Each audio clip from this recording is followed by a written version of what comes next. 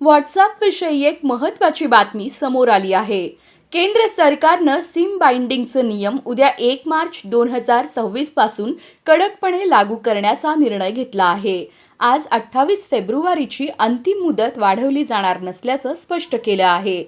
नवीन नियमानुसार मोबाईलमध्ये नोंदणीकृत सिम कार्ड नसल्यास व्हॉट्सअपसारखी मेसेंजिंग ॲप्स कार्य करणार नाहीत. तसेच कॉम्प्युटरवर लॉग इन केलेले व्हॉट्सअप वेबही सिम नसल्यास 6 तासांच्या आत आपोआप लॉग आउट होईल.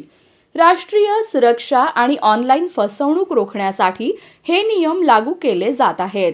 सुरक्षेच्या बाबतीत कोणतीही तडजोड केली जाणार नाही, असं केंद्रीय संचारमंत्री ज्योतिरादित्य सिंधिया यांनी सांगितलं आहे. त्यामुळे युजर्सना ज्या क्रमांकावर व्हॉट्सॲप नोंदणीकृत आहे तेच सिम त्याच मोबाईलमध्ये ठेवणे बंधनकारक राहणार आहे. दरम्यान इंडस्ट्री असोसिएशनने या निर्णयाबाबत चिंता व्यक्त केली आहे.